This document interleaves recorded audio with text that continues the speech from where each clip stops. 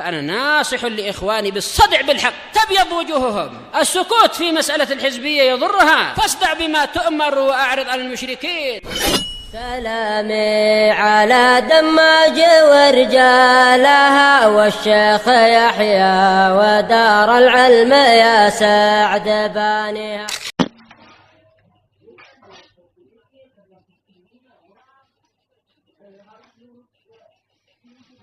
Bismillahirrahmanirrahim. Innal hamdalillah nahmaduhu wa nasta'inuhu wa nastaghfiruh wa na'udzu billahi min shururi anfusina wa min sayyiati a'malina. May yahdihillahu fala mudilla lahu wa may yudlil fala hadiya lahu.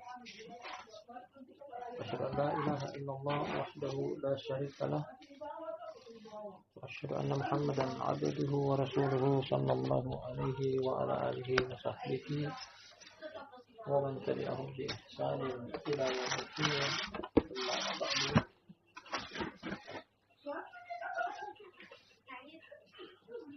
Kita lanjutkan kembali kajian dari kitab Al-Mabadi'ul Mufidah fi Tauhid wal Fiqh wal Aqidah.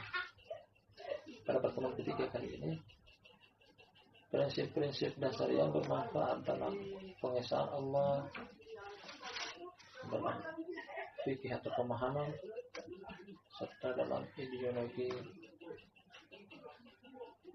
Kita akan masuk pada poin yang kedua dari prinsip dasar yang bermanfaat pengesahan Allah dan akidah atau ideologi. Setelah pada pertemuan sebelumnya kita ambil satu poin tentang penciptaan. Langsung saja kita baca. Kata sang penulis Syekhuna Yahya bin Ali Al-Hajuri hafizahullah ta'ala wa ra'ah, asani yang kedua dari mabadi tauhid dan prinsip dasar bermanfaat yang nambah dalam pengesahan Allah dan ideologi. Asani yang kedua, idza qila laka man rabbuk. Yang kedua adalah apabila ditanyakan kepada engkau siapakah Rabb engkau. Masih metode yang sama yang beliau tempuh dengan metode yang pertama. Pertanyaan. Beliau ingin memberikan pembelajaran dengan bentuk melontarkan pertanyaan. Dan maksud dan tujuan yang telah kita kaji pada pertemuan terakhir. Di antara tujuan adalah ini adalah metode nabawiyah dalam bertanya. Banyak sekali hadis Rasulullah SAW memberikan tentang metode pembelajaran tersebut. Memiliki manfaat dan tujuan agar orang yang ingin diajarkan siap siaga dalam menerima pelajaran tersebut. Lagi konsentrasi dan fokus. Kalau konsentrasi dan fokus didahului, otomatis akan mudah dipahami serta gampang diingat dan tidak mudah untuk dilupakan. Bunyi pertanyaan pada poin yang kedua, apabila dikatakan kepada engkau siapa Rabb engkau? Siapa Rabb engkau? Rabb. Sebelum kita membaca jawaban yang dibawakan oleh penulis sendiri, Rabb sebagian orang mengartikan dengan kata Tuhan. Sebagian orang mengartikan Rabb dengan kata Tuhan. Namun alangkah bagusnya kalau kita artikan Rabb dengan Rabb. Kenapa demikian? Perlu konsentrasi dalam hal ini. Ada dua ayat dalam Al-Quranul Karim yang mengejutkan kepada kita, insan yang mempercayai tentang keesaan Allah. Ketika berdoa atau menyeru Allah, hendaknya menggunakan Asma'ullahil Husna. Ini masuk dalam pembahasan Asma'ullahil Husna. Dalam surat Tuhan kata Allah Subhanahu wa ta'ala atau dalam surat Al-Isra, qul ud'ullaha aw ud'ur rahman ayyamma tad'u falahul asma'ul husna. Kata Allah Subhanahu wa ta'ala dalam surat Al-Isra, katakanlah Muhammad, nama Allah ataupun nama Ar-Rahman, manapun yang kalian sebut itu adalah semuanya itu adalah nama Allah Al-Husna, nama Allah yang baik.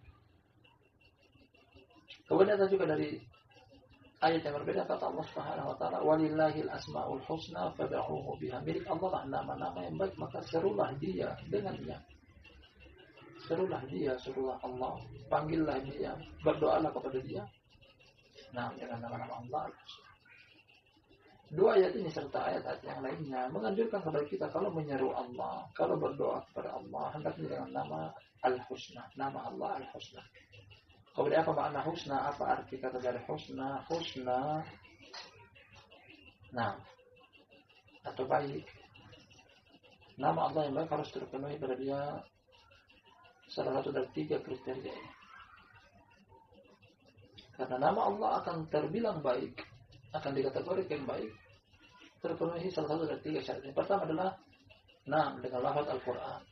Ketika Allah menerangkan nama dia dengan lafaz Al-Quran, berarti itu adalah lafaz yang bagus, nama yang bagus, husna. Kemudian yang kedua, dengan lafaz As-Sunnah, lafaz hadis. Kalau Rasulullah SAW menerangkan nama Allah dengan lafaz hadis, berarti juga termasuk kategori husna, bagus. Kemudian yang ketiga adalah nama Allah akan tergolong husna apabila diambil dari bahasa Arab, bahasanya Al-Quran dan bahasanya hadis. Bahasa menerangkan tentang nama Allah, tentang sejatinya Allah, wujudnya Allah, hakikatnya Allah. Nah, ini dia. Al-Husna atau nama Allah Al-Husna diambil dari pertama Al-Quran atau hadis atau berbahasa Arab. Nah, kalau begitu, selain dari bahasa Arab, dari bahasa di permukaan bumi ini, meskipun mengungkapkan tentang Allah, bisa jadi tidak husna, bisa jadi tidak baik. Entah dari sisi lafaz atau dari sisi makna, tidak bagus lafaznya, makanya tidak layak untuk dipergunakan kepada Allah karena tidak husna, atau tidak bagus maknanya. Nah, kita berikan contoh kecil. Semisal nama Allah dengan bahasa Inggris. Nama Allah dengan bahasa Inggris adalah God. Nah, sedangkan kalau God kita alihkan ke bahasa kita Indonesia, maknanya kurang bagus. Selokan, tempat comberan, tempat pembuangan kotoran. Kalau begitu God bukan husna, bukan nama Allah yang husna. Jangan seru Allah dengan nama Al-Husna. Termasuk juga lafaz Tuhan. Bukan dari bahasa Al-Quran, bukan dari bahasa As-Sunnah, bukan juga dari bahasa Arab. Pada kita ceritakan pengalaman pribadi. Mari kita mengkaji satu buku namanya Aqidah Tahawiyah di depan guru kami Syekh Jamil As-Sulwi, menyinggung tentang ini di Asma'ullah Al-Husna. Dengan syarat bahwasanya Asma'ullah Al-Husna adalah pertama diambil dari lafaz Al-Quran, kedua diambil dari lafaz Sunnah, ketiga diambil dari lafaz bahasa Arab. Selain daripada itu tidak husna. Ada seorang ikhwah berasal dari Prancis, Eropa. Dia mengatakan bahwasanya Allah kalau diungkapkan dengan bahasa Prancis, sebenarnya makna lebih mendalam adalah anak kecil perempuan. Merodifnya. Persamaan katanya, sinonimnya adalah nama bagi anak perempuan kecil. Kemudian disimpulkan oleh Syekh Jamil As-Sulwi guru kami dalam pelajaran tersebut, bahwasanya kalau begitu tidak boleh untuk menggunakan lafaz tersebut menyeru Allah, berdoa kepada Allah, memanggil Allah dan semisalnya. Oleh karena itu, kita simpulkan pada pelajaran kita dari perkataan penulis, idza qila laka man rabbuka, apabila dikatakan kepada engkau, apabila ditanyakan kepada engkau, man rabbuka, siapa Rabb engkau, kita artikan saja Rabb. Karena sebagian mereka mengartikan dengan lafaz Tuhan, kita katakan Tuhan bukan lafaz Al-Quran, bukan lafaz husna, demikian juga bukan bahasa Arab. Kalau begitu bukan termasuk Asma'ullah Husna. Termasuk juga dari pengungkapan nama Allah dengan bahasa-bahasa di Indonesia. Orang Jawa memanggil Allah dengan lafaz Gusti. Terkadang Gusti juga bisa diperuntukkan kepada manusia. Nah, atau orang Bugis, orang Makassar memanggil Allah dengan lafaz misalnya karang atau puang. Juga lafaz itu bisa digunakan untuk selain Allah. Nah, makanya bukan husna. Barakallahu fikum. Kita lanjutkan. Man rabbuka, apabila dikatakan kepada engkau, siapa Rabb engkau? Fakul, maka jawablah, maka katakanlah. Nah, Rabb engkau. Allahu Rabbi wa Rabbu kulli syai'. Allah adalah Rabbku dan dia juga adalah Rabb segala sesuatu. Allahu Rabbi wa Rabbu kulli syai'. Nah, apabila ditanya dengan jawaban seperti ini, jawablah, Allah adalah Rabbku. Demikian juga Allah adalah Rabb segala sesuatu. Allah adalah Rabbnya langit, Allah adalah Rabbnya bumi, Allah adalah Rabbnya seluruh penduduk langit dan bumi. Nah, seterusnya. Nah, sebelum kita baca landasan hukumnya, ada dua ayat yang beliau bawakan sang penulis hafizahullah ta'ala. Kita akan terangkan dulu apa makna Rabb. Apa yang dimaksud dengan Rabb. Lafaz Rabb mengartikan tentang apa? Kalau di atas pada poin yang pertama pencipta jelas sekali. Sekarang Rabb, apa yang dimaksud dengan Rabb? Rabb memiliki dua makna. Dan makna yang satu tidak bisa dipisah dengan makna yang lainnya. Kita sebutkan bahwasanya Rabb memiliki dua makna, harus memahami dua-duanya karena tidak bisa dipisah antara makna yang satu dengan makna yang lainnya. Makna Rabb yang pertama, adalah Ar-Rabbu huwal khaliqur raziqul mudabbir. Rabb yang pertama adalah, atau makna Rabb, makna yang pertama adalah Rabb sang pencipta, sang pemberi rezeki, sang pengatur alam semesta. Jadi kalau datang lafaz Rabb dalam dalil Al-Quran dan hadis, makna yang pertama bisa kita giring kepada Rabb adalah sang pencipta, Rabb adalah sang pemberi rezeki, Rabb adalah pengatur alam semesta.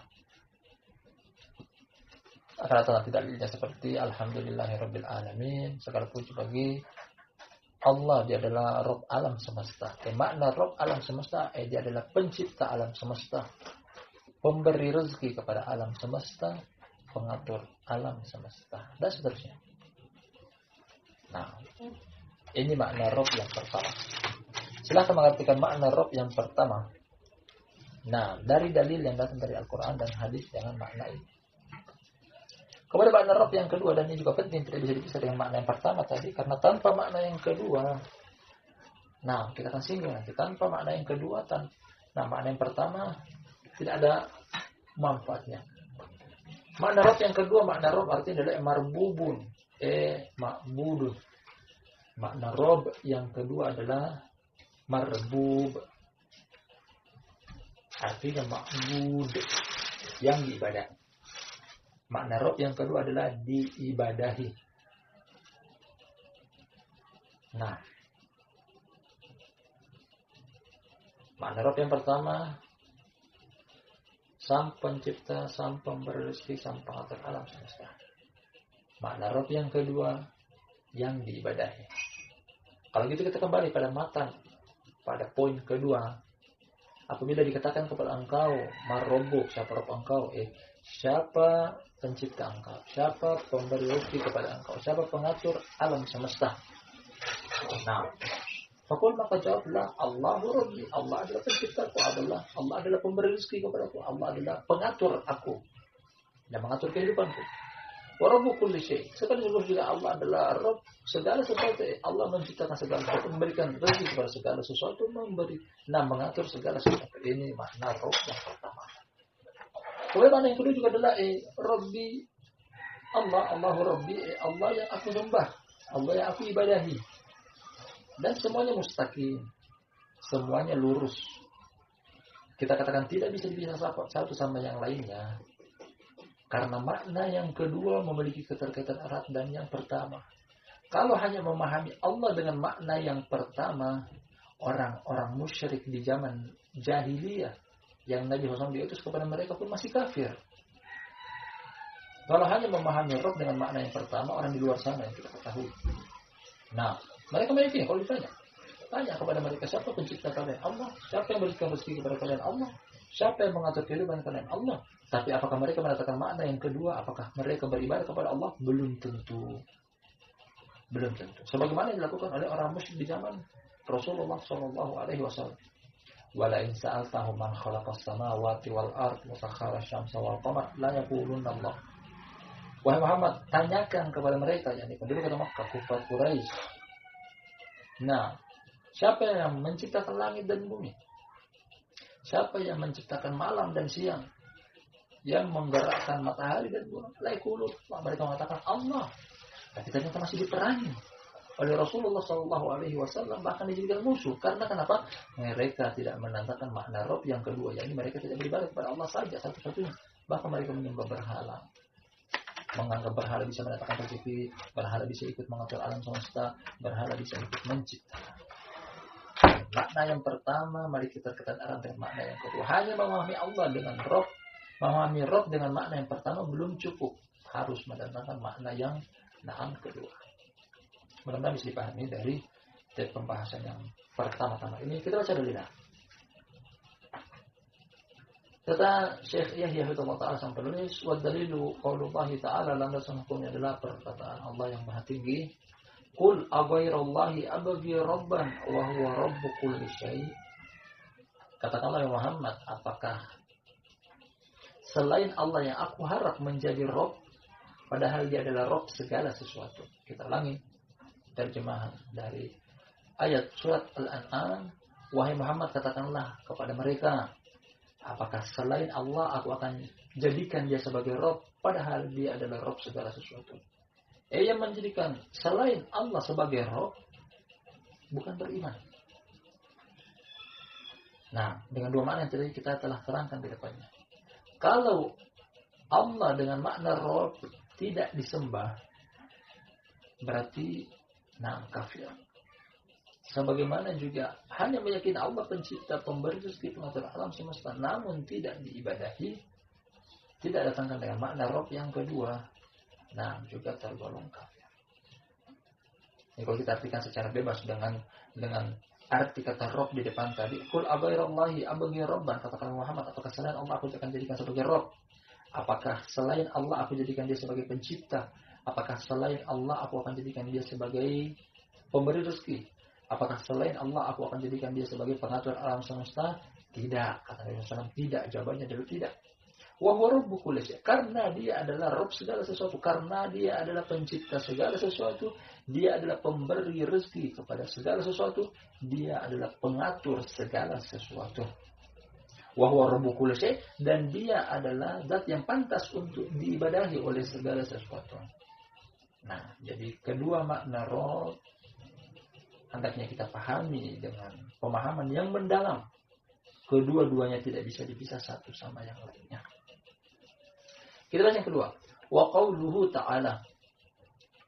Makna atau di landasan hukum yang kedua adalah perkataan Allah Ta'ala tentang Rabb adalah Allah adalah Rabbku, Allah adalah Rabb segala sesuatu. Alhamdulillahi Rabbil Alamin. Segala puji bagi Allah, Rabb semesta alam. Kenapa beliau bawakan dalil yang kedua ini sebagai penguatan Allah adalah Rabb segala sesuatu? Karena alam, al-alamin, alam semesta, tak satupun dari makhluk ciptaan Allah kecuali masuk dalam satu kata, satu lafaz yang luas dan global ini, alam. Pembicara adalah satu bagian daripada alam semesta. Yang mendengar dari kalangan para hadirat juga adalah alam semesta. Bahkan langit, bumi serta isinya seluruhnya adalah tergolong dalam alam semesta. Alam semesta memiliki Rabb. Artinya alam semesta ada yang menciptakan, ada yang memberikan rezeki, ada yang mengatur mereka. Dia adalah Alhamdulillah. Segala puji bagi Allah. Allah adalah sang pencipta alam semesta. Allah adalah pemberi rezeki alam semesta. Allah adalah pengatur alam semesta. Dan kita juga bagian daripada alam semesta. Pembahasan yang ringkas dan singkat dibawakan oleh penulis, namun memiliki makna yang begitu tinggi dan mendalam. Karena di luar sana masih banyak orang-orang yang tidak mengkaji agama Allah Subhanahu wa taala, tidak tahu apa arti Rabb. Mereka hanya mengatakan Rabb. Nah, meyakini bahwasanya Allah pencipta, Allah pemberi rezeki, Allah pengatur alam semesta. Tapi mereka tidak menyembah Allah, bahkan menyembah selain Allah Subhanahu wa taala. Tidak menjadikan Allah satu-satunya yang disembah. Bahkan mereka tidak menyembah Allah. Nah, karena tidak memahami dengan makna yang lebih dekat kepada kebenaran tentang makna Rabb secara ilmiah, secara dalil. Bahkan orang-orang dekat kita mungkin, anggota keluarga kita, ketika tidak mengkaji agama Allah Subhanahu wa taala, tanyakan kepada mereka apa arti Rabb. Kau baca setiap hari Alhamdulillahirabbil alamin dan surat Al-Fatihah, apa arti Rabb? Belum tentu mereka bisa menjawab dengan jawaban yang tepat. Kita langsung sekali sebelum kita masuk pada poin yang ketiga di pertemuan kita hari ini. Rabb maknanya adalah, makna dari Rabb sendiri adalah dua. Dan dari kedua makna tersebut tidak bisa dipisah satu sama yang lainnya.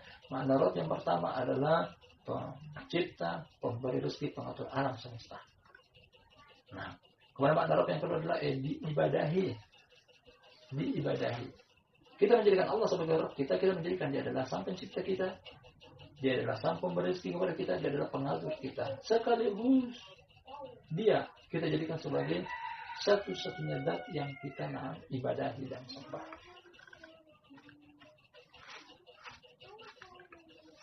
Sebelum kita lanjut pada poin yang ketiga pada pertemuan kita di sore hari yang berbarokah ini, sebagaimana pada pembahasan yang pertama, penciptaan, kita membagi umat manusia menjadi 4.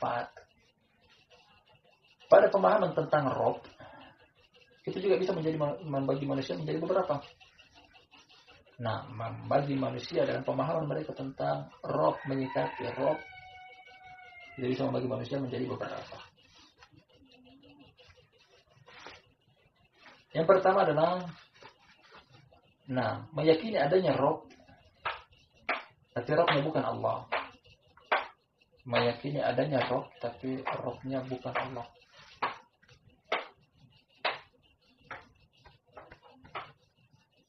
Meyakini adanya Rabb, tapi Rabb bukan Allah. Nanti meyakini ada pencipta, ada pemberi rezeki, ada pengatur alam semesta, tapi bukan Allah. Sebagian mereka masih meminta rezeki kepada ratu pantai selatan. Sebagian mereka masih meminta rezeki kepada matahari. Sebagian mereka masih meminta rezeki kepada selain Allah Subhanahu wa taala, dari penghuni kuburan, dari para wali-wali. Datang minta jodoh, minta sesuatu yang bisa mendatangkan manfaat atau menolak mudarat dari kuburan wali fulan, kuburan orang soleh fulan. Nah, mereka menjadikan Rabb selain Allah. Dan ini kafir. Kemudian pembagian yang kedua. Mereka menjadikan Rabb adalah Allah. Rabb adalah Allah. Tapi mereka menjadikan Rabb juga selain Allah. Jadi mereka mengatakan ada 2 Rabb. Ada 2 Rabb. Meyakini Allah mencipta, ada juga zat yang bisa mencipta selain Allah. Menetapkan Allah yang memberi rezeki, tapi ada juga yang bisa memberikan rezeki selain Allah. Menetapkan Allah yang mengatur alam semesta, tapi ada juga ikut mengatur alam semesta. Seperti sebagian pemahaman tasawuf, meyakini bahwa syekh mereka, kiai mereka bisa ikut mengatur alam semesta, bisa menurunkan hujan, bisa menumbuhkan tumbuh-tumbuhan, bisa menentukan cuaca ini dan itu, menentukan perkara gaib yang akan terjadi esok hari, di kemudian hari. Nah, mengatakan mereka meyakini bahwasanya Allah pencipta, tapi ada. Mereka meyakini bahwasanya Allah yang memberikan rezeki, tapi ada juga yang bisa memberikan rezeki kepada makhluk selain Allah. Nah, jadi mereka menjadikan Rabb ada lebih dari satu, Allah dan selain Allah. Kemudian pembagian manusia dari sisi Rabb juga adalah hanya mengamalkan Rabb dari makna yang pertama, tapi tidak mengamalkan Rabb dari makna yang kedua. Artinya meyakini Allah pencipta, Allah pemberi rezeki, Allah pengatur alam semesta, tapi Allah tidak diibadahi. Dan ini banyak. Bahkan ini mayoritas orang-orang yang kita kenal yang menyandarkan diri kepada agama Islam, meyakini Rabb dengan makna yang pertama, tapi tidak mau menyembah Allah. Beribadah hanya sekali-kali saja. Nah, ini juga masih keliru penempatan lafaz Rabb pada diri mereka. Kemudian jenis orang yang berikutnya adalah yang meyakini bahwasanya Allah adalah makna Rabb yang pertama, kemudian makna Rabb yang kedua. Mereka menggabungkan antara dua makna ini, dan inilah yang tepat. Meyakini bahwasanya Allah pemberi rezeki, Allah pengatur alam semesta, Allah sang pencipta, kemudian mereka datangkan juga makna Rabb yang kedua, yaitu mereka beribadah. Mereka beribadah. Karena sangat memiliki keterkaitan erat antara penyembahan, artinya menyembah dengan penciptaan. Perhatikan datang dari surat Al-Baqarah, ayat-ayat pertama dari surat Al-Baqarah, ketika Allah mengajak umat manusia untuk menyembah Allah karena Allah menyebutkan alasannya, karena Allah sang pencipta. Ya ayuhan nas, u'budu rabbakum, wahai segenap umat manusia, sembahlah Allah. Kenapa Allah harus disembah? Kenapa bukan yang lainnya? Kata Allah Subhanahu wa taala, "Alladzi khalaqakum walladzina min qablikum." Karena Dia yang telah menciptakan kalian dan telah menciptakan umat-umat sebelum kalian. Alasan kenapa Allah harus disembah, karena Dia yang mencipta. Kalau ada zat yang mencipta selain Allah, boleh sembah Dia, tapi ternyata tidak ada. Hanya satu-satunya zat yang mencipta adalah Allah. Kalau begitu Dia pantas untuk disembah. Kalau kita sembah makhluk yang juga diciptakan, apa bedanya dengan kita? Kita juga diciptakan, Dia diciptakan. Tidak ada keunggulan antara Dia dengan kita. Makanya zat yang paling pantas untuk disembah adalah zat yang mencipta, memiliki sifat penciptaan. Ya ayuhan nas, u'budu rabbakum alladzi khalaqakum walladzina min qablikum. Wahai segenap umat manusia, sembahlah Rabb kalian yang telah menciptakan kalian dan telah menciptakan juga umat sebelum kalian. Inilah yang pantas untuk disembah. Rabb memiliki sifat rububiyah, penciptaan, pemberi rezeki, pengatur alam semesta. Kalau yang disembah selain Rabb, dia tidak punya hak prerogatif rububiyah, makanya tidak pantas untuk disembah. Bukan pencipta, bukan pemberi rezeki, bukan pengatur. Dia juga bahkan diciptakan, dia juga diberikan rezeki, dia juga diatur oleh Allah Subhanahu wa taala. Datang sebuah kisah dari sahabat Jubair bin Mut'im radhiyallahu anhu. Hadisnya dalam Sahih Bukhari. Kisah ini kita akan sebutkan berkaitan dengan sebab dia pertama kali menerima hidayah. Dia pernah mengunjungi kota Madinah dalam keadaan dia masih musyrik. Dia sendiri tinggal di kota Makkah. Dia datang ke kota Madinah mengunjungi sebagian anggota keluarganya di sela-sela terjadi perjanjian perdamaian antara Rasulullah SAW dengan penduduk kota Makkah. Perjanjian perdamaian tidak boleh berperang dalam kurun waktu 10 tahun. Inilah kesempatan, momen yang dijadikan oleh sebagian orang. Penduduk kota Makkah ingin bertemu dengan anggota keluarganya di kota Madinah, mereka datang menjenguk. Penduduk kota Madinah, mereka ingin menjenguk anggota keluarga mereka di kota Makkah, mereka datang menjenguk, dan tidak terjadi pertempuran ketika itu. Terjadi perjanjian perdamaian. Jadi Jubair bin Mut'im radhiyallahu anhu ketika itu datang ke kota Madinah masih dalam keadaan musyrik. Dia datang ke kota Madinah masih dalam keadaan musyrik. Tiba waktu salat maghrib, karena dia musyrik, dia tidak sholat. Dia melintas di samping masjid, sementara Nabi SAW sedang sholat maghrib, kemudian membaca beberapa ayat, membaca surat At-Tur. Dari awal surat At-Tur, wa kitabim mastur fi rakim mansyur. Sampai pada perkataan Allah Subhanahu wa taala, am khuliqu min ghairi syai'in am humul khaliqun am khalaqus samawati wal ardi bal la yuqinun. Ketika sampai pada ayat tersebut, am khuliqu min ghairi syai'in am humul khaliqun, apakah mereka, yakni sesembahan-sembahan berhala-berhala yang disembah oleh penduduk kota Makkah, mereka mencipta atau bahkan mereka dicipta? Apakah mereka, yakni berhala-berhala penduduk kota Makkah, mereka mencipta atau mereka dicipta? Am khalaqus samawati wal ardi bal la yuqinun. Apakah mereka ikut menciptakan langit dan bumi? Kenapa kalian tidak mau meyakini hal ini? Kata Jubair bin Mut'im setelah mendengar ayat tersebut, dia katakan, kada wallahi qalbi ayatiru min baina jambai, hampir jantungku copot dari tempatnya. Selama ini zat yang kita sembah, selama ini zat yang kita anut, kita agungkan, ternyata mereka juga makhluk diciptakan oleh Allah Subhanahu wa taala dengan kita. Kalau gitu mereka tidak memiliki keunggulan sedikit pun dengan kita, sama diciptakan.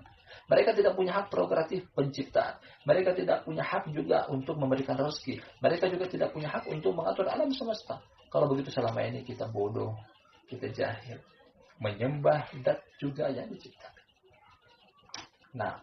Subhanallah, Jubair bin Mut'im terbuka pintu hati dia untuk menerima hidayah dari Allah Subhanahu wa taala dengan satu pemahaman ini. Apa itu? Yang pantas untuk disembah adalah zat yang mencipta, yang memberi rezeki, yang mengatur alam semesta. Nah, terlewat waktu setengah jam dari kajian kita pada sore hari yang berbahagia. Yang tadinya ini kita ambil poin yang ketiga juga, tapi mungkin cukup. Adalah kita ambil, alhamdulillah, dari apa yang telah kita kaji, mudah-mudahan bermanfaat. Insyaallah pada pertemuan berikutnya kita ambil poin yang berikutnya. Kita akhiri sampai di sini. Terima kasih banyak atas kehadirannya. Lebih dan kurangnya mohon dimaafkan. Subhanakallahumma wa bihamdik, asyhadu an la ilaha illa anta, astaghfiruka wa atubu ilaik.